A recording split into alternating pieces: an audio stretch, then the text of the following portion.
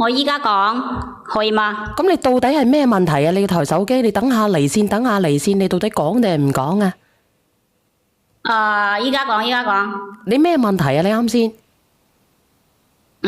可能你話我手機可能有問題吧？哦，咁你講啊。我同我老公啊呢排啊，經常嘈交。因為我老公呢係一個搞設計嘅，平時呢好少嘢講嘅，個情商又好低喎。邊個啊？你老公係搞設計嘅，佢情商好低。係啊，係啊。哦。如果當初咪覺得佢工資有咁放上下，我自己年紀嗰時提咗，我絕對唔會選佢嘅。啊？咩大咗啊？年紀大咗啊？年紀啊，係啊。你係絕對唔會選佢嘅。係啊。哦，即係佢其實咧，佢係千揀萬揀嘅，揀到最後嘅，你夾硬嫁俾佢嘅。係我更嫁俾佢嘅。哦，咁點解你咁將就啊？傻豬嚟嘅。唉，講起身咪就越隨我年紀大咯。屋企又催婚啊，當時屋企又催住結婚，我同佢係啊，我當時同佢相睇嗰陣啊，我都30歲咯，你話咯？哦，咁真係佢嗰陣真係好老噶咯喎。係啊，嗰陣佢都33歲咯。哦。咁當時就諗住裝就下咯，係嘛？結咗婚就算啦。哦，咁你繼續講埋佢啊咁。係啊，當時結婚之後，我哋一直都懷唔到 BB，後尾就去睇醫生咯。醫生當時話我老公啊個精子發力唔夠啊。哦。後來呢，我哋就食咗一段藥時間都唔得。得咁點？後尾就冇辦法啊。嗯。當時就去咗試管啦。咁到底得唔得啊？我係喺36歲嗰年先至懷上 BB 嘅，做試管呢條路啊真係好難嘅。哦，咁個細佬哥係咪你老公噶？係啊。哦。當時就係做咗試管，又做咗大把嘅檢查，做嗰個排卵啊、取卵，做試管真係好難受嘅，好受罪嘅。咁如果係你老公咪得咯？咁你有咩矛盾先啦？個細佬哥又係你老公啦，又話老來得子咯，一言難盡啊！點一言難盡？做試管嗰啲係啊。咁其實點一言難盡咧？你講先得噶，你講你做試管，你係講你咩問題啊？咁你聽我講下去啦。好彩嗰時啊，我做咗一次就懷咗咯。一次就有咗 BB。係啊，我都係高齡產婦嚟噶嘛。咁既然係咁樣嘅，咁其實你煩惱啲乜嘢啫？其實又老來得子咯，係咪先？你又生到細佬哥咯。係啊，我係高齡產婦，所以我好小心啊，對呢個 BB 好珍惜啊，你唔知。我聽到你聲音都知道你好珍惜噶。係啊，所以一直啊，從佢出生到而家都係我自己湊嘅。我為咗我個仔能夠健康嘅成長啊，我甚至乎把我嘅工作啊辭咗啊，寧願喺屋企做咗家庭主婦啊，相夫教子算啦。哦，咁有冇問題啊？係因為經濟問題係咪？因為你喺屋企長期飯來伸，即係長期問佢攞錢，佢有意見定係咩問題啊？哎呀，但係你諗唔到個仔慢慢大咗，我哋嘅矛盾就多咗嘛。你慢慢聽我講下，講落去啊。咁你講啊。咁就今年就係5月份嗰陣啊，我姑仔一家3口返嚟食飯，佢個妹夫呢就買咗一台寶馬新車喎。我仔就貪玩啦，攞個玩具喺佢台車上面刮咗一圈，咁就留低咗一圈嘅刮痕啦。我姑仔啊就鬧我仔喎，當時我姑仔好惡死，鬧到我仔喊到跑咗返房間。其實佢都買咗保險啦，係咪？落去整咪就係咯。我仔啊，先至7歲，佢識咩呢？再講啊，佢返到外家亦都免應該咁樣嘈咯，係咪？哦，你意思即係話佢只係細路哥，佢畫咗一圈，你就係因為呢件事同佢嘈啊？係啊，但係後來我老公啊，就入到房間鬧我個仔喎。我個仔同我老公，我同我老公打起身，結果嗰日嘅聚餐不歡而散啊！聚餐啊，不歡而散。係啊，你做咩同我老公打啊？咁佢鬧我仔咯，我真係好嬲啊！小燕姐姐，好地地返到屋企食餐飯，搞成咁樣。我細蚊仔調皮係好正常嘅嘛，係咪？特別係男仔。刮花個車去整咪就係咯，佢非要鬧我仔喎，返到外家搞成成日巴閉嘅。後來我都睇我家婆平時對我咁好嘅份上，我真唔係同佢計嗰條數。哦，即係你冇同佢計啦，咁就算數啦，係咪先啊？話你個仔咪話你個仔咯，咁你個仔當時係奀皮啊嘛，人哋台新車嚟嘅寶馬車刮花，個心係肯定有啲痛噶啦，啱唔啱先？咁你唔知我高齡產婦生下個仔嘛，我嘅寶貝佢嘅。你寶貝佢啫，但係你做咗錯事，你唔教好嘅咩？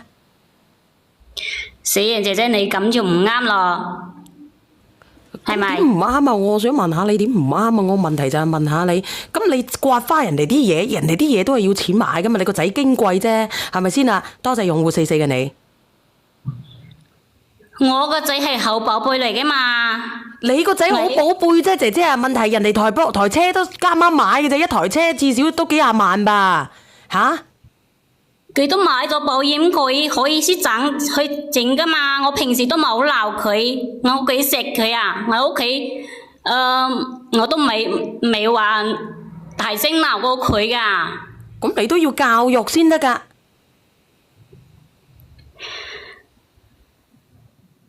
我都平時都唔捨得大聲同佢講嘢。姐姐你都信嘅。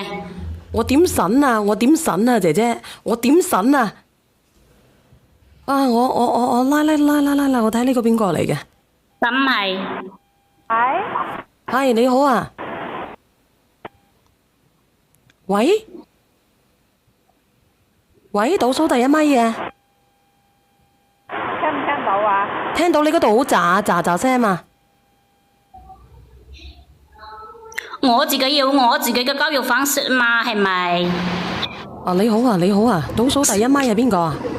你好，係，可唔可以大聲啲啊？有冇聽到？啊，聽到你講啊。我話嗰個姐姐係咪傻噶？佢係想害死嗰個仔。就算係你姑仔唔出聲，你都應該教你個仔咧，都係應該係你。多謝阿紅，多謝紅姐啊。我自己都有自己嘅教育方式嚟噶嘛。咁係咪你仔犯錯咗？犯錯咗係咪要教育佢？呢啲唔係只一個小問題。小問題麼？如果係發生喺你身上咧，我今日佢整壞人哋嗰台車，人哋講，如果第日佢殺人咧，放火咧，好彩你冇生咁多啫，你生咁多真係害死人啊！我同你講。我自己識教。我問你，以前你細個嗰陣時，你父母係點教你㗎？我自己都識教佢啊，唔使佢教。如果你識教佢，你個仔就唔會畫壞人哋嘅嘢啦。拜託你諗下啦。我個仔仲係個細路仔嚟㗎嘛。細路仔3歲睇12啦，細路仔7歲嘅細路仔而家咩冇識啊？佢常玩嘅，又冇咩，佢又唔知係咪？就算係你個仔搞錯，即係都唔使你姑仔嚟講，都係你都應該教佢噶。我同你講，如果你咁樣縱壞佢嘅話，以後你真係會殺人放火噶。你咁樣生小朋友，你真係冇生啊！即係你生出嚟真係害死嘅，遲早有人你睇住你啊！我聽唔聽到啊？所有嘅人，你問下所有嘅人。我自己識教嘅。我想問下呢個姐姐，你高齡產婦，你個仔去殺人放火都可以嘅喎？輪唔到嗰個佢嘅女教我，我自己會教。問題你個仔整壞人哋個嘢係咪人哋可以講佢啊？我就問你將心比心，如果係你個嘢人哋整壞你，你會唔會鬧人哋？我就問你得啦。佢嘅車係買咗保險嘅，佢去整嘅嘛，係咪？新車，我想問下邊個買過新車嘅？姐姐啊，你講嘢。聽唔聽到啊？你講嘢。我想問下呢個姐姐，你高齡產婦生出嚟個仔係咪去殺人放火都可以㗎？佢才玩啫嘛，又唔係咩大事。係你自己教育得唔好啊！人哋一部車買翻嚟幾十萬俾你個仔咁刮一刮，調轉你心都赤啦！你自己唔識教你個仔啊，仲要話你姑仔翻去教嘢喎，係你自己教育方式唔得啊！咪賴人哋個姑仔啦！佢先至7歲，佢淨係玩嘅，有咩嘅？有咩啊？7歲啊！依家啲小朋友3、4歲都懂嘢啦，係你自己唔問題啫。人哋買部車翻去幾廿萬俾你買翻去新車俾你刮一刮，調轉你自己心唔心赤啊？人哋教育你個仔，你仲要喺度話人。牆係刮花咗噶嘛，我係上嚟訴苦嘅。你哋特都嚟鬧我。冇鬧你，人哋只係以事論事嘅啫。人哋只係以事論事嘅咋。更加唔舒服啦。我哋咁樣講，你係想你教育好你自己個仔啊？我唔想咧社會多一個禍害啫，姐姐。我真係同你講，我真係唔想社會多一個禍害。你個仔係7歲啦，人哋話3歲已經定咗80啦，你荒廢咗佢咁多年。真實嘅，我同你講，佢個仔以後肯定係我搞啲大單嘢出嚟，我同你講。因為我哋做人，但係你知唔知啊？喺入正職嘅時候，又突然間發生有一件令我好失望嘅事啊！咩事啊？因為呢件事啊，我同我老公搞到要準備離婚啊！咩事啫？就係我個老公個妹啊，佢嫁得好好嘅。嗯。佢老公咧就係做生意嘅，喺10月3號嗰陣咧，嗰間別墅佢就入伙，和我哋10月2號咧就一家大細過咗去啦。我個仔咧好早結婚嘅，佢有2個女，一個同我仔咁大，一個都13歲啦。哦。佢練開小提琴嘅，嗰日喺食完飯嗰陣咧。可能我仔就後期啦，就走咗去我仔大個女嘅房間玩。當時佢個大女啊，就唔俾佢玩我小提琴。我係當時就發火，我將小提琴掟喺地上，踩咗幾腳。你都知啦，細路仔發脾氣都係咁樣噶啦。你識唔識教人㗎？你識唔識教你個仔去到人哋屋企唔可以亂入人房間㗎，唔可以亂喐人哋嘢㗎？仲要掉人哋啲嘢踩喎！你咁做阿媽咪害啊你個仔啊！咁你都唔知佢個女點樣啊？推我仔喎！我點解唔識啊？咁樣都算啦！去到人哋屋企唔係唔可以亂入人房間嘅咩？唔係可以唔經過大人同意唔可以亂喐人哋啲嘢嘅咩？我哋係一家人一家親戚嚟噶嘛！親戚又點啦？咁人哋開部車翻嚟俾你個仔刮咧，話你個仔你都咁大意見咯！教育你個仔，你仲要話翻人咯。咁你依家去到人哋屋企喎，仲要調埋人嘢喎。你識唔識教你個仔㗎？去到人哋屋企唔係要教自己個仔咪亂喐人嘢咩？咪亂入人房間嘅咩？我都算係有咩巴閉，一個咁樣細人佢嘅爛小提琴，我都話咗我個姑仔個女咯。你買個翻去俾你個仔玩係啦，你使鬼吊人㗎？咁你又叫你個仔，你話咪玩啦仔，我哋翻屋企到時媽咪買一個俾你啦，你唔識咁教嘅咩？咁咪就係咯。佢喺房度表演，我仔去睇下要點啊？小娟姐姐，我連一個未結婚㗎，我都聽唔落去啊！哦，你未結婚㗎？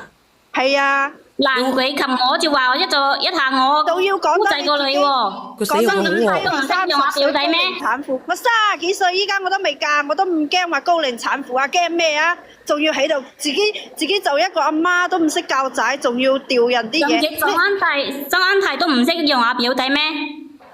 人哋做咩要讓你啊？你都你自己唔識教你個仔啊？你話仔咪玩表姐㗎，到時翻去媽咪買一個俾你啊？係你自己唔識做啊！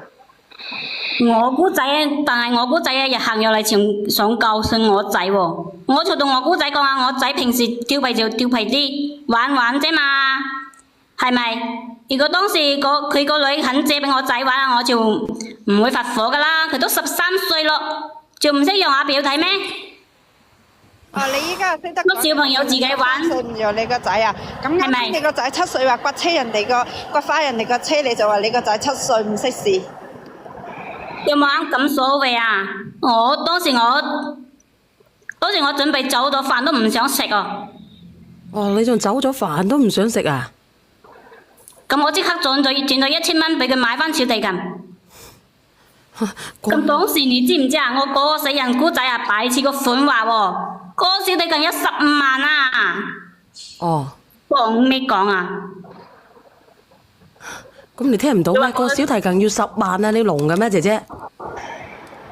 咁佢話小提琴係佢女平時學習用嘅，話想姐姐，你睇睇啊！講啦，我你係咪想講下呢個人？敲詐勒索我啊？你想講咩啊？倒數第2咪嘅。我話我唔識點樣同呢個女人講嘢啊！我聽佢講埋先，佢咁鬼窩火。有你嘅。佢，喂。我話佢有本事就報警啦，係咪？係你好啊，邊個嚟㗎？我想評論下呢個靚女。啊，佢好惡死，你知唔知啊？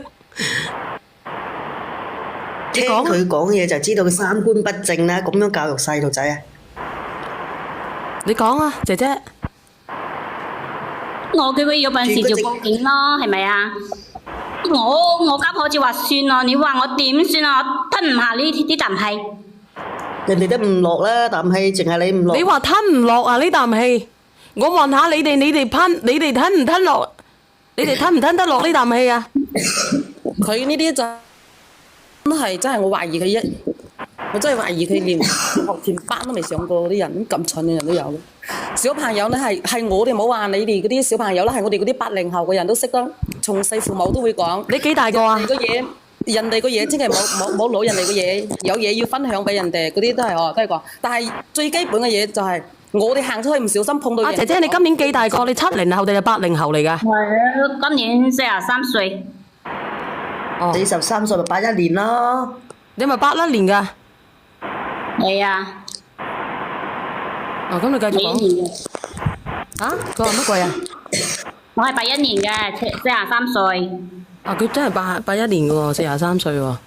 係啊。你繼續講，繼續講。下邊呢個姐姐，你係咪同佢講嘢啊？下邊係我嗎？係啊。哦，我話佢啊，80後嘅人連最基本嘅道理都唔識。我意思係話，好似我哋嗰種80後嘅人，我都係80後啊。但係我哋從細人哋都教育隻，哪怕係唔小心行嗰度個碰下，人哋都同人哋講對唔住。連你個仔搞嗰啲嘢，全部都係大單嘢嚟，佢仲激過人哋，你話？關你鬼事啊！你都係一個人才嚟，你知唔知？你咪咁惡先得嘅姐姐，你有冇讀過書嘅姐姐？嚇？佢咁敲詐勒索我啊！你知唔知？人哋點樣勒索你啊？其實好簡單嘅啫。佢咁而家佢係咪叫你還10萬蚊俾佢定係點樣啊？你講。以為自己嫁咗老公要幾個臭錢就先至抬頭咩？你見人哋有錢先妒忌佢，你明唔明啊？咁我老公你見到人哋有錢過你先至妒忌人哋。你覺得人哋個錢唔係錢，你覺得搞壞人哋嘅嘢都唔係嘢嚟嘅。佢仲話咗要發票啊！你信唔信啊？你咪叫佢攞發票俾你睇咯。你點解要話人哋呃你嘅啫？嗰啲嘢好容易攞去睇嘅啫，有發票有嘢，或者你可以攞啲專家嚟鑑定，好簡單嘅嘢。咁你都唔識咯？有咁貴嘅咩？咁我老公仲打咗我一巴，當住咁多人嘅面啊！我要告佢家暴啊！咪扣佢咯咁樣。你可以問下人哋嘅小提琴好貴嘅，我話俾你知啊。呃唔到你嘅，你冇話10萬幾廿萬都有啦。幾十萬都有啊！我已經驗到傷啦，我依家翻咗外家，我個姑仔啊仲話要我賠錢啊！咁你咪賠錢咪得咯，姐姐。你賠佢仲錢咪得咯攞咗。一張發票，邊度來嘅發票話10萬蚊，係10萬蚊佢哋。你咁有底氣，佢仲話佢屋企有監控啊，你咁有底氣點解要賠啊？你咁有底氣，你咪賠咯。你咁叻踩爛人哋嘅嘢，你唔易賠嘅咩？正常嘅，你整爛人嘅嘢。1000蚊我都俾多咗佢啊，小燕姐姐，你話佢咁樣，你搞壞你嗰10萬蚊嘅嘢，我依家點算咯？小燕姐姐，即係我咁你話佢咁樣偷詐落數我啊，我依家點算啊？爛鬼琴！你哋話俾我知啦。其實我同你講啊，如果你個態度好啲嘅話，人哋肯定唔計較嘅。人哋鬧下你個仔兩句，你亦都你問下人哋啊，佢話佢獅子開大口啊個琴，我唔知道幾貴啦個琴。係咪啊？邊會講開假大嘅？啊你好啊仲有 K 我 K，老公啊，都唔幫我啊！我幫佢10月懷胎生兒女啊！我嚟話你知，你嗰個嗱嗰啲損失有幾多錢？幾多錢啊？首先嗰度係寶馬，咩就係個爛琴咯10萬蚊以上，我做咩啊？爛琴咯，係咪？唔係，我作樣同你計，你唔好講字。嗰台寶馬，佢畫咗一圈，全車噴漆，最少要3萬，仲有折舊，因為佢全車噴過漆之後咧，變成事故車，折舊起800萬以上，嗰度已經11萬啦，而兼且係保險冇得賠，你嗰個人唔使你為。講啦，佢都有保險嘅，係咪你聽？我講先啦，解釋你知啊！我解釋你知啊！佢係保險啊冇得賠，佢係人為啊！保險買嘅意外保險啊，你係人為㗎，一定係要人為。佢人哋保險嗰啲人上嚟一睇，企咁遠都咪咁做咩嘢？你聽我講解釋你知啦，你唔明㗎啦。咁人保險嗰啲人會查㗎喎，過嚟一睇到呢個一睇就知道係人為嘅，人為冇得賠。而家就講個琴係咪？揾當事人。報警，如果唔知道邊個畫嘅咧，報警揾當事人。而家知道邊個畫嘅咧，就當事人係你個仔，你係你個仔嘅監護人，你係你個仔嘅監護人，自然係你賠。除非你嗰個細嬸唔要你賠。媽都冇問我啦。保險冇得賠㗎，最少10萬以上啊，折舊費係冇得賠㗎。咩叫折舊費啊？你人哋部新車買翻嚟30萬買翻嚟，俾你畫一圈噴個漆，得翻賣翻20萬都賣唔到㗎。佢損失起拍又多過維修車嘅錢㗎。我車我係唔賠嘅，講咁遠。我解釋你知。咁你話翻人哋啲錢，你話翻人哋台車點解唔賠啊？唔係啊，佢前面我同你講，小燕姐姐嘅前面個車人哋已經唔追究佢啦，佢又搞一鑊琴。而家佢仲餓死伶仃，其實我覺得我而家話俾佢聽，嗰部車係係損失幾多錢？起碼11、2萬一台新寶馬。人哋真係乜嘢㗎？人哋真係好多錢嘅，唔係同你講笑啊！仲有個小提琴買個吉他都唔得啦，1000蚊。正寶馬奔車唔使我俾錢嘅，佢肯定係揾保險公司賠嘅。佢原諒咗你㗎，我真係死咯！佢自己係收車咋，佢折舊費佢自己揞咗咋，你都唔感恩。佢自己揞咗唔要你賠呀，你自己一啲都唔感恩，話下你個仔都唔得。我哋一家人點解要分同一家人？如果你而家有時為一家人嘅人賠啦，佢自己阿媽底揞咗啦，佢自己阿媽底揞咗唔要你賠啦，你仲想點？你仲好似大條道理咁，你真係講唔講道理㗎？我話俾你聽，嗰部車係損失咗幾多錢啊？佢自己揞咗媽底啊！佢都冇嗌我賠。佢都話揞媽底啦。咁奀咯，人哋冇嗌你賠，你就應該你唔感恩啊！你做理直氣壯啊！唉，第二個小提我話琴。佢自己出錢。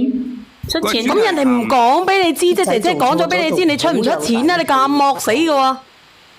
我真係服佢啦，我都唔知佢老公佢嗰部車佢畫圈喎，全車噴漆㗎。肯定揾保險公司賠咗嘅嘛，係咪？保險公司冇得賠㗎，折舊費都冇得賠㗎，折舊費一定冇，就算嗰陣時賠㗎。就算保險賠都賠嗰個噴漆嘅錢，連一部新車變成。阿姐姐，你走去你可以問下佢嘅，我使唔使幫你問下佢？如果係賠咗錢，你使唔使賠先？你老實講啦，你賠唔賠先？係嘅話，幫你問下佢啦，到底係咪佢自己揞咗心口啦？依家講個爛鬼琴先啦。爛鬼琴啊！你有冇認知啊？爛鬼琴啊！我唔賠，小提琴係個琴，係琴中係最貴㗎。我就唔賠嘅。你都唔賠唔賠你嘅事，你要知道個價值。你唔好話爛鬼琴，1000蚊買條琴線就得。佢都係勒索我嘅，我唔俾錢。勒索你報警嘛？報冇似叔叔話人勒索你嘛？傻！你走去報啲叔叔話人勒索你報警嘛？咯。啊！你走去報啊嘛！我睇係咪人哋勒索你？幕後有冇後賠啊？我老小提琴公仲打啊，我，一套琴仲打我線都啊！千幾蚊啊，大佬！小提琴一套琴線都千幾蚊啊！佢都勒索我，偷襲勒索我，我都話佢報警咯，係咪？阿呢明，我又唔識你嘅，又你又呢明嘅，我又冇可能我勒索你㗎，你呢個我又唔木頭要幾識多錢啊？你未木講嘅，頭有幾多錢啊？有冇人練過小提琴嘅？我買過啊，我老公啊，同人哋道歉啊，係咪？我咁梗係買過道歉啦！你整小提琴啊爛人哋啲嘢嘅，有冇人練過？有冇人有小提琴嘅？初級嗰啲8萬幾啊！我老公啊，都唔幫我啊，我都幫佢維胎生兒育女啊。啊，呢個下邊呢個倒數第一米，仲幫住嗰個外家女咁樣對我仔同呢個倒數第一米嘅係邊個嚟㗎？你傻嘅，你都唔講道理。多謝呢個朋友隻眼我買嘅。過啊，嗱10萬起步㗎，我買過啊。你係咪咁犀利啊？呢個 WKK 係啊，我雖然耕田咋，我都有錢買嘅。我雖然養嘢咋，唔係話小提琴喎，小提琴幾錢個啊？佢告佢10咯。萬起步㗎。你聽唔聽得到啊？10萬喎，小提琴喎。一套琴線都千幾蚊啊！攞個套咪攞啊，燒兩下都冇夠，唔夠10分鐘啦。所以我話你少見大板車啊，咪多見大板車，少見噗噗車。攞啲8蚊紙嚟燒得仲快啊！啊？邊度有？攞啲銀紙嚟燒仲快啊！一唔係啊，燒唔係咪咁貴啊？你聽聽，因為我自己都唔知小提琴幾錢一個㗎嚇。要都係咩做咩寶啊？幾百蚊排版有啦，係咪？幾百蚊啊？千幾蚊一套琴線啊！琴線都咁我唔知喎，你話幾？買貴咗啊！佢都買貴咗。人哋買貴咗係一回事，人哋有發票就以發票為準，嗰個發票就係維修同埋嗰個價值嘅。你去邊度講都講唔通㗎啦。呢個係邊個嚟㗎？錄送我啊！倒數第一米。係邊有邊有咁多？係咪我啊？係你啊！你係咪買過小提琴㗎？我冇買過小提琴，我只係將呢個故事咧，即係提醒翻係咪我你成個個假靚女啊！嘅啊？你同我聽住啊！呢個靚女，我琴晚剛好睇咗個短劇啊，一模一樣啊！發生你嗰件事一模一樣啊，叫做成大器者啊！你搜索一下啦。你到成大器者。唔係前呢個劇名係叫做《成大器者》啊，嗰個版本同佢一模一樣啊，縱子行兇啊佢，到頭嚟最後害到個仔成大錯啊，一模一樣嘅。佢當時佢個家長，呢個劇情嘅家長咧就係縱容佢個仔去到人哋屋企，去將人哋嘅手板價值100我係家萬嘅。庭主婦嚟嘅，咩都唔知。你去睇下啦，如果你冇文化，你冇讀過書嘅，你去睇下呢個劇，你自己感受下啦我。都認名未有中。而家佢話咩都唔知啦，而家佢我只係見到賠錢啦，睇佢話我係人哋故意㗎，係咪？你哋佢都話唔故意㗎，佢都係咁幫住自己個仔，話唔係故意㗎。行我嗰隻兇啫嘛，係又話人哋屋企人要佢賠錢，去教佢賠錢嘅話又話人哋勒索佢，一模一樣啊！我琴晚先睇嚟，所以我先至花咁多錢上嚟點醒下你，你自己感受下。雖然佢係劇情啫，但係呢個可以引發到你嘅。你如果你再繼續係咁樣，你真係害死個仔。你係咪個人老母㗎？佢真係勒索我啊！你賠。我係兩個細路嘅媽咪嚟㗎，我係呢兩個細路仔嘅媽咪嚟㗎。我同你講，我睇呢個劇嘅時候已經係你哋呢啲把嘴講係屈你嘅。我冇講太多嘢，我只係想提醒你，你聽就聽，唔聽就罷就。你以後嘅話，你自己呢啲女人邊有得救嘅？我慳翻啖口水。多小提琴啫嘛。你冇得救㗎啦，你廢柴嚟嘅，係啊，正廢柴嚟嘅，冇得救嘅嗰啲女人。我真係覺得你真係唔配做人老母啊！你又唔係乜嘢貴嘢係咪？一個小提琴啫嘛。咩叫唔係貴嘢啊？就算哪怕1蚊雞啊，你都要賠俾人哋啊！貴唔貴啊？人哋嘅心頭好，人哋嘅細路仔嘅嘢嚟㗎。你覺得佢別墅都有，別墅都有咯。人哋鬧你個仔，你又咁你發火，反轉思維去諗得唔得啊？假如係你個細路仔嘅寶貝嘅嘢，你咁縱容你個仔，而如果人哋損壞你個仔，再鬧我頭嚟啦，會鬧人哋啊？㗎啦，係咪？你千祈唔好俾你阿姑仔聽你咁講啫嘛，佢要你賠錢，跟住你大鑊啊！呢個人真係無藥可救，我真係叫佢去睇睇呢個。成萬人都話你唔啱啊！成萬人都話你唔啱啊，靚女。嗱，我喺呢度我真係冇講大話，我琴晚真係睇咗呢出劇嘅，我先至好氣憤嘅咋，一模一樣嘅現實版你咁樣一樣教仔，喎。你遲早會後悔啊！佢依家佢教到一最後會害死個仔。威脅我佢一啊！步步嚟㗎，因為佢個仔做錯，佢阿媽嘅指導唔正確。呢個係一個社會問題啊！佢唔可以及時去指引佢個仔，去教育佢個身邊都仔。有啲事發生唔縱啊！容一佢咁樣步一步做，咁樣埋下，種下細路仔嘅深淵裏邊㗎。佢會覺得佢做任何嘢都係啱嘅，因為有我阿媽撐住，有我阿媽姐支持我。姐啊，我係上嚟你幫下我嘅，你點解佢哋個個都咁冇得幫啊！話小婉姐姐唔好幫佢呢啲人啊！係咪？依家咁多個人喺度支持緊你啊，你都唔識得啊，你都唔去珍惜啊，你仲喺度講。我依家要叫你啊，你唔好禍害社會嘅小以後。婉姐姐。我信你呢咁我老公啲仲打我咧，你哋照唔信，照唔你抵打死你啊打啱啊呢啲㗎！劇情同琴晚個劇情一模一樣，個老公又係打個老婆，個老婆咧又惡翻個老唔使個老公打個老婆啦。如果係平時你做媽咪嘅，如果你咁樣做，你老公會唔會打你啊？我想問你啦，我幫佢懷胎10月，你唔使咁難過，姐姐。咁都邊個唔係懷胎10月啊？你真傻嘅！邊個咪話多10月？淨係你話多10月咩？你可以問下，如果我想問下你生咗個仔出嚟嘅哋，咩？如果你老公咁樣縱養個仔，你會唔會打交柒你個仔啊？我問打交柒你啊？你老公啊？你問你啦，我佢當時唔攞發票出嚟，見我俾咗1000蚊，以為我下期之後先至攞發票出嚟嘅。如果真係真發票一早就攞出嚟啊，咁依家先攞出嚟係咪？人哋係忍你咋關。係嘅，你明唔明啊？如果係唔係親戚關係嘅，早就已經要你賠啦。肯定係你口惡死，肯定你口惡嗰度佢先逼不得已你當時你好似話人哋點樣？你睇下你啱先。你哋都唔幫我嘅。你個愛子心腸邊個都會理解，好多社會嘅幫你但係用咁嘅方式去幫個外家女對待我仔同我，咁我依家都可以驗咗傷咯，我唔係睇我仔瞓到，我要去救佢咯。阿靚女，靚女。佢而家錄咗我啊，佢又唔管我，你話我阿點先啊？靚女，你唔好喊姐姐你唔好喊，你唔你唔使好喊，咁激動住，我冇電啊個手機。你影，你幫唔幫我？扮啊，做媽咪嘅。你對細路仔係唔好㗎。佢哋以為我口黑係咪？我就有2個小朋友㗎，我一個邊個唔係做媽咪啊？17歲我都係做媽咪嘅人啊！我都係2個細路仔嘅媽咪嚟㗎。我個細路做錯事啊！我個細路做錯事啊！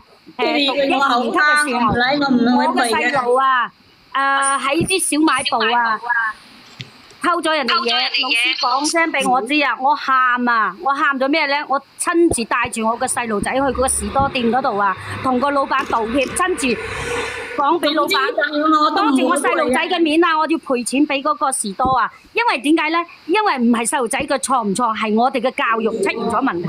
你聽唔聽得到啊？姐姐，你一定要聽呢句話，幫我錄屏嘅呢句話。本嚟就係啊嘛，子不教父之過啊嘛。我個仔我會慢慢教佢。你慢慢教，你唔係話即時教，你慢慢教啊，姐姐，你點教啊？如果係咁樣，你心痛，大家都會理解，因為畢竟細路仔係你10月懷胎生落嚟嘅，係咪？呢樣嘢我哋都會做媽咪嘅會體諒你，但係細路仔做錯，唔係細路仔嘅錯，幫佢哋講係我嘢。哋家長嘅錯，係我哋家長指引唔到位，教育唔到位，衰就衰在係我哋家長，係我哋自己嘅問題，唔係你溺愛嘅問題啊，係你太縱容啦，你明唔明啊？你會陷入深淵，你會害死啲細路仔㗎，你要及時啊！依家8歲咋，我個細路啊，2年級一樣係咁嘅年齡。連評論區個靚女，我覺得呢個評論區個靚女冇講得，我覺得講得冇錯喎。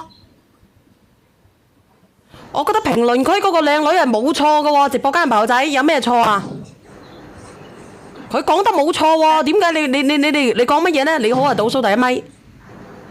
啊，係你好，係係點樣啊？係你連我上嚟㗎係咪？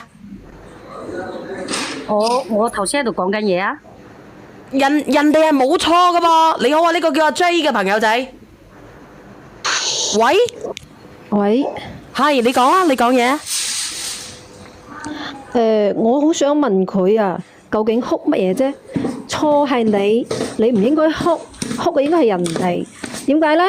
你嚟我屋企做客係嘛？你應該係尊重主人家嘅。你嘅小朋友咧係破壞人哋屋企嘅嘢嘅同時，搶人哋嘅嘢係唔啱嘅。你作為媽咪咧，你去踩人哋嘅小提琴，你知唔知小提琴幾貴啊？我就算唔係小提琴，哪怕係一個生果，小朋友搶生果，你都應該同小朋友講，呢啲要分享嘅。如果人哋唔同意，係人哋嘅嘢，人哋唔俾你就可以唔俾你。點解人哋唔俾你嘅仔，你要去破壞人家嘅財物呢？你作為媽咪已經冇做到呢個好嘅榜樣，你有乜嘢資格哭呢？賠1000蚊，你以為好大晒咩？你唔賠呢1000蚊，哪怕人哋唔稀罕你任何錢，人哋可以掟你走，仲話咩？我唔想食飯，我仲想走添，你好大啦咩？我同你講，你老公打你一巴馬係好細好細嘅懲罰。如果換作任何一個男人，呢個老婆係絕對唔能夠要嘅，因為揾一個唔好嘅女人翻屋企係陀衰家。你而家就係作咗呢個身份。雖然講我年齡冇大，我係20幾歲係嘛？但係你講你40幾歲，40幾歲有咁多年嘅人生經歷，點解連呢啲嘢你都唔明？如果你呢一次佢上次車嗰個嘢就唔好講，呢個琴呢個嘢，人哋已經即係講一開始唔同你計較啊，你就搭1000蚊俾人家，人家係火滾先會將呢個發票攞出嚟。發票唔係可以臨時造假，佢喺邊度造假？有蓋章有嘢㗎。其實我同你哋講啊，本身第二次係冇可能發生嘅，就係因為第一次你太縱容啦，知唔知？就因為第一次你太過縱容你個仔啦，你個仔覺得你幫佢同埋你姑仔嘈交，第二次咁佢要我賠錢啊，10萬蚊一個小提琴啊，係咪？好正常啦。我想講，我以前都係讀音樂㗎。哦，你講啊，呢個姐姐，如果係咁樣嘅，我嗰時係10年，我高中嗰時學音樂嘅。哦，呢個姐姐你連翻上嚟啊？點解語言識別唔到嘅？個音樂嗰個讀音樂嗰個，你可唔可以連翻上嚟啊？呢個姐姐讀音樂嗰個就女仔啊？啊，你好。你好，我阻住葉。我嗰時10年係讀高一。你好啊，小瑩姐姐。哦，你好啊，高一嗰時咧，小瑩姐姐，我咪跌晒啲人落去嘅。音樂。然之後咧，我哋咧嗰時咧就分咗好多話你可以通過學乜嘢樂器咧去學大學嗰啲專業啊嘛。我就揀咗長笛嘅。嗰時10年嘅長笛都要2000幾蚊，你個1000蚊買到咩啊？你唔好話個小提琴啦。你想講啲乜嘢咧？我想問你哋國內咧有冇公證行㗎？其實如果你覺得個琴唔值10萬蚊嘅，你咪揾公證行咯。佢攞去琴行，你攞嗰個絲鞋去琴行，人哋一驗都知係咩品牌啦。人哋又唔呃到你嘅10萬蚊。做咩成日俾人列落去嘅？呢個阻住要又俾人哋 cut 咗落去喎。喂，係咪你啊？嗰個女仔啊？唔係。嗰個阻住葉俾人哋 cut 咗落去，唔係我 cut 你落去阻住葉。唔係。喂？嗰個姐姐佢成日話人哋敲詐。喂？你攞個絲鞋去人哋琴行嗰度睇下係咩品牌咯，10萬蚊人哋呃到你咁多咩？姐姐，係。其實呢聽到嗎？我聽到。依家呢個咁嘅版本真係值得。我冇錢㗎，我點解我唔會賠嘅。我好想講啊，姐姐，你結婚咁多年，你老公做設計嘅，講真啦，人哋知識層面同你都唔係一個層面嘅。點解佢冚你一班呢？就係覺得你做家庭主婦你係辛苦，你生個仔都好辛苦，但係你嘅知識層面同佢都唔係同一個 level 嘅人。咁你知唔知啊？佢又唔幫我喎，佢肯定唔幫你。佢個外間女喎，我想問咧，連線嗰個靚女咧，咁你老公係賠定唔賠啊？係啦，我都想問。我唔攞去查價嘅，我認為我最多就賠1000蚊。你都黐線嘅，你連卡佛買件衫又1萬蚊，你喺地攤買件衫就10蚊，你又話人哋敲詐。其實咧，如果係咯，你哋咪落屬我咩？落屬你咪報警咯，你咪坐監咯，冇嘢㗎。姐姐啊定8月15啦。姐姐你一定要查一查先得㗎，你要問下，因為佢同埋我想話呢，佢冇敲詐你㗎。我個親生阿哥個仔啊，今年11歲咋，佢依家學過小提琴啊，真係真金白銀港幣10萬蚊，冇呃你，親生嘅小提琴喎。係啊，小提琴咋？小提琴你咪覺得唔好咁貴咯？咩牌子啊？冇牌子嘅，人哋外國嗰啲大師做㗎，你唔好喺度咁即係咁婦孺啦。你唔覺得呢個世界有嘅呢，就唔等於呢個世界係冇嘅。咁佢都唔係買到咁貴㗎啦，係咪？咁佢就唔應該攞出嚟玩啦。小提琴門檻係最高㗎，你知唔知啊？幸如嚇10萬蚊好平嘅咋，你唔好咁，你真係唔好咁井底啦。我想講呢，你好聲好氣同你個阿姑仔啊，係咪啊 ？sorry，阿姑仔講呢，都仲可能有餘地睇下點樣分期還。你家下仲話人哋詐騙啊，屈你錢喎，你真係黐線啦你！講到尾你冇錢賠。其實呢個匿名咧，我想問你咧，通過呢幾件事嘅話，如果你老公係做得正確嘅情況底下，佢願意賠嘅咧，而你唔應該賠嘅情況底下咧，你睇下你老公點睇你呢個為人？所以咪話同佢離婚啦，睇清楚佢之後。一模一樣啊！我唔係喺度推呢個短劇啊！我琴晚睇呢個短劇真係一模一樣啊。違規㗎，如果推呢啲嘢嘅違規㗎，姐姐嚇。唔係推唔係啊！我咁貴嘅。佢等下會 cut 你落去啊！咩佢係教育咗呢個細路仔，即係埋即係一步步咁埋向呢個細啊！咩琴啊？我唔知佢講乜嘢喎，你姐姐。咩琴啊咁貴？其實你唔想離婚，你真係要提升你自己先得。你自己又冇見識，你又橫崩白。咩品貨好平嘅？咩品貨啊？日本貨冇咁貴嘅，冇咁貴噶，好平嘅，係咪？你有發票噶嘛？喂，如果你識啊，你一早就俾咗錢啦，你唔好喺度唔識又喺度扮知道啲價錢先得㗎。你唔識嘅，我話佢有冇錢俾？最多我就賠1000蚊，係咪？阿姐姐，如果係咁樣嘅話，唔賠係咪？啊？佢話乜鬼啊？我都想叫你公仔報你我話唔賠佢。既然你都決定你唔會嘅話，你走入去坐監咪啦。你上嚟做乜嘢咧？你上嚟解決啲咩問題咧？咁多人俾意見你咯，你仲係執着要賠1000蚊，咁你自己去決定咯，去處理咯。你上嚟做咩啫？邊度使咁貴嘅嘢啊？你自己未見過唔代表冇噶嘛？咁我就話佢報案咯。咁佢真係報嘅喎。我驚佢有錢啊，我就你嗰時要強制賠錢添喎，唔係話我冇錢就唔賠喎。到時惡化成真係報咗警，你真係去坐嘅時候，你唔好喊住喺小圓姐姐嗰個直播間嗰度。你哋啊，就直都蝦我，你哋唔幫我講啊，幫我哋啦。我哋死啦！佢驚死啦！佢家人嚟噶嘛。我都話喂，你唔好成日話人哋唔幫你，唔幫你，你要人哋點幫你先得㗎？你自己都唔肯去處理呢件事。喂，唔係話求其塞翻少少錢俾人就當冇咗件事㗎。你根本你自己都冇誠意。坐監。多謝吉祥如意，多謝你保持住。坐監後啦。你要改公仔死嘅，你話佢啦。佢死叫佢老公去坐監喎。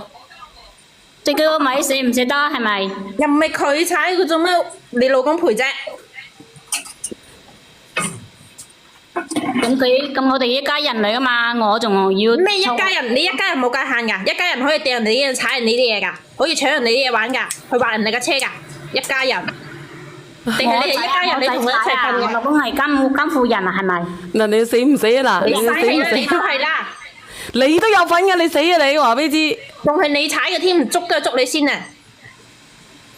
你去道歉啦，姐姐，你聽唔聽我講啊？你而家如果你好好地教個仔嘅咧，你仲有機會唔將你個小朋友改成一個咧壞習慣嘅小朋友。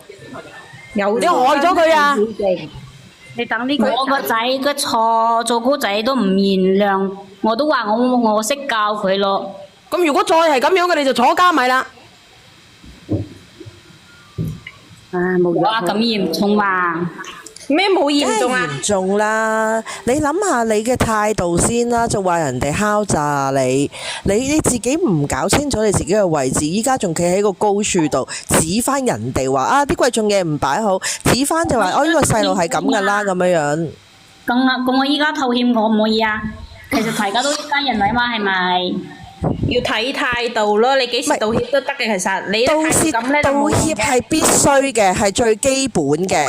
但係錢你都係要賠嘅，不過就商議下點樣可以分期賠。同埋啊，你話叫你老公坐監喎，你叫你老公坐監咪食屎啊？邊個揾錢啊？我道歉都冇問題，只要唔使我。唔係你道歉啊，個細路呢？個細路做乜嘢啊？拉咗佢坐監啦！你要教育個細路啊！你要俾佢等佢知道意識佢嘅錯誤啊！我冇錢，我冇錢。我知你嗱，你個死喎！錢俾咯。你喺度躺平咧就冇意思嘅。我都話咯，我老公係個技術工嚟嘅嘛，佢又唔係屈大把錢，係咪？咁你知死啦！嗱，我話俾你知，今次係你個妹咗，佢個妹嘅啫喎。咁如果佢第日佢刮花人哋咧，刮花好似你刮花阻住葉蒲保時捷咧，或者刮花咧直播間有啲朋友仔嘅台車，你刮花阿 Sam 哥嗰台保時捷咧，咁你使唔使賠啊？咁咪洗乾淨個籮柚咯。你使唔使賠先？我問你。你洗乾淨個籮柚之後，你去坐完出嚟，你後邊嗰3個人都唔可以口供噶喎。咁都過去咗咯，過去咗就得噶啦咩？阿姐姐，你認真咧，意識到自己嘅錯誤係一樣嘢。你自己意識錯誤係一樣嘢，你個小朋友都要意識錯誤啊！一時貪玩啫嘛。嗱，又一時貪玩啊！你咁，如果你再係咁樣嘅話咧，你個仔真係慘啊！你個仔廢㗎啦！你生嚿叉燒都可以食咗佢啊！依家你生個仔出嚟，呢次整爛人10萬蚊，下次整爛你100萬啊！你唔好講貪玩，下次攞個戒刀去戒人咧，你點好啊？嗱，我唔講啦嗱，邊個有保時捷嘅，邊個有寶馬嘅？你行去，如果你個仔行去揩花佢，你話你使唔使賠啊？我揸架車俾你個仔玩下，你都真係黐筋㗎。我仔唔識咁樣做嘅。你唔好話你聽唔聽啊？買保險都要錢俾㗎。你個仔整爛你姑仔個琴之前啊，你又冇諗過啊，佢會識整爛人啲嘢啦。嗱，真係嘅，你自己點樣咬緊牙關都要還翻10萬蚊俾人啊！人哋冇欺詐你，冇呃你㗎，10萬蚊個琴，我真係買過啊！我試過，佢仲細嘛，你又唔識事。咩細啊？你唔好嘈。他還是個孩子啊！首先你嘅態度已經出咗錯，我相信賠錢唔係你姑仔嘅本意，係你把口，你把死口咧就叻唔切，大人哋。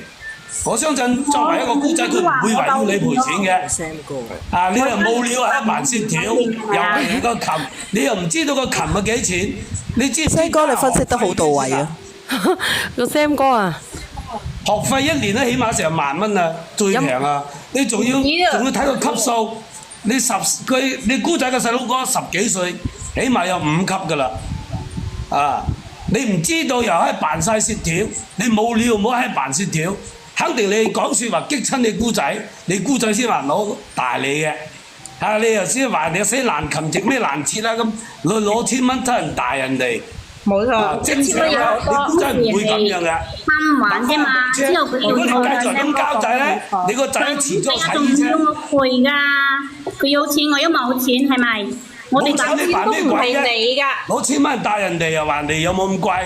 你知唔知歐洲嗰啲求其一個鋼琴10幾萬啊？10幾萬蚊一個月，我又冇入座，我冇嘢做，係咪？冇嘅態度好啲啦，人哋。唉，自己錯咗又唔認。唔識教仔又叻唔切，教到個仔似乜嘢？你買咗保險啊，我冚2巴，你有人壽保險賠俾你得嘛？你真係咁冇腦嘅你都值得都蝦我啊！唔係蝦你，你睇你蠢過豬啊！以前我哋屋企我阿媽養啲豬啊，都跳出個豬欄揾啲青草食啊！你哋呢個真係取嗰隻豬。如果你唔識得教唔係啊，其實細路啊，我哋真係唔係蝦你㗎。我填色講啊，你真係要意識到自己嘅錯誤，佢死驚死啊！佢喺度驚死，你睇下佢啱先個惡死能登嘅，佢啱先個惡死能登嘅，佢而家驚死啦！俾你哋講到佢驚死啦！你睇佢。你喺度拗贏我哋有咩意思啫？你姑仔真係要走法律流程，你除咗賠錢仲要坐監啊！我哋都如果你唔係好姑仔真係盲起嚟嘅話，我哋你賠唔到係塞錢錢啦。落佢個袋啊！佢未讀過書，我哋都教下佢啊，點樣做人哋阿媽。我啊，都唔幫我嘅。喂，其實真係個個人都喺度幫緊你㗎啦，已經。喂，姐姐，我唔想坐監啊，姐姐。唔想坐監態度好啲。我梗啊，你繼續咁落去。你姑仔認錯。我都話我道歉咯，係咪？你講咁你啱先嘅態度係點樣嘅？最啱先好似老虎乸咁樣。我咯，等我還俾佢賠俾佢咯。冇。OK，你道歉。OK，你道歉啊！咁你個小朋友呢？你有冇教育你嘅小朋友啊？你個小朋友道咗歉未啊？阿匿明，你有冇搞清楚件事？始作俑者係邊個？係小朋友係錯，你教導佢唔好，小朋友都要。姑仔係想睇到小朋友俾你教翻好啊！你明唔明啊？知道我冇錢噶啦，係咪？哎呀，你快啲死人啦！冇錢你冇錢，你咁死惡死！你啱先你交紙登登1000蚊，係啊，冇錢啊，賠1000蚊咯，坐監咯，咁樣發又話夢。人哋嗰個小提琴唔值錢。係咪啊？你有心嘅你就真正去乜嘢，行去叫個仔去道歉，等佢認識到佢自己嘅錯誤。我個仔都冇錢，道歉你知唔知學小提琴冇錢點學啊？係喎。起碼成100蚊一個鐘㗎，你估係人都學得起㗎？唔得啊，100蚊都唔止啊，100蚊。咁啊，我即係話起碼都要100蚊一個鐘。咁依家我仔都道歉咯，我仲要你要學咩喺你姑仔度扮咩啫？你都話你姑仔有錢啦，吱吱喳喳喺度，又去小提琴坐監啦。仲要分級數啊，級數高嘅話一級啊，姐姐都有啊。13歲嘅小朋友學幾級㗎啦？你知唔知道啊？每個初級呢啲小提琴都幾千蚊一個啦。係啊。唔識攞嚟扮先跳。姐姐，你未讀過書嘅咩？姐姐，最簡單嘅問，你就自己誠誠同人哋講，你冇錢賠。真係冇錢賠啊！我唔係話唔想賠錢，我唔想坐監。啱先嘅態度咪好惡嘅。你冇錢你一次過俾唔起10萬蚊呢，明嘅，大家家庭環境都唔同。咁但係你最少都分期啊！你俾個計劃人哋話啊，我一個月供1000蚊俾你，我重量供，我年尾花紅又供多3000蚊俾你。你俾人哋意識到你係有誠意啊！阿匿名。啊，唔係話帶1000蚊出嚟就話係咁多啦，係咪？大人哋攞1000蚊，你估你1000蚊歐元啊、美金啊？人哋未見過你1000蚊啊！佢咁其實咧，如果你真係學琴咯，都唔肯原諒我個仔，要我賠啊！咁你睇下人嘅琴，佢底氣咁足嘅，咁過癮嘅踩人嘅琴啊，咁巴閉嘅。係啊。踩多次點啊？佢屋企起碼有5、6隻琴，我同你講。你姑仔屋企起碼有幾隻琴嘅？我哋屋企都係冇錢小朋友個年齡個增高身高嘅手長，佢要換琴嘅，你識唔識？冇腦，翻去讀個書。你哋講到話我一啲話都唔講噶啦。如果未離婚，我出9蚊雞，有你老公離婚佢，我俾個9蚊雞。我點知道咁貴喎？扮晒嘢又話人哋咩？依家喊苦喊忽。我想問咧，當初你個仔啊，點解要將你個琴踩咧？係佢自己踩啊，唔係佢個仔啊。咁我個仔啊嘛，佢細佬哥打交，你大人插咩手啫？係咪？佢都唔錫佢。小朋友嗌交，你插咩手啊？你有冇錢啊？踩人嘅琴，依家係有痛，離婚啦！唔好 Sam 哥死嘅真係。9蚊雞我出，多冇啊！我俾9蚊你。離婚公本費9蚊我出，離婚嘅。唔見分我俾電話你姑仔，有你姑仔報告嘅。原來個故事係咁啊，係你踩人個琴啊。OK，如果你踩人個琴呢，咁你真係你睇下你自己有幾多嫁妝啊？你嗰時龍鳳鈪拎出嚟啦，用咗佢啦。我老公都係窮鬼嚟嘅，點講？窮嗱，窮仔你攞1000蚊大人哋，啱先啲底運咧，睇琴嗰時個底運咧，子欣姐姐有冇眾籌㗎？你幫下我啦。佢仲醜。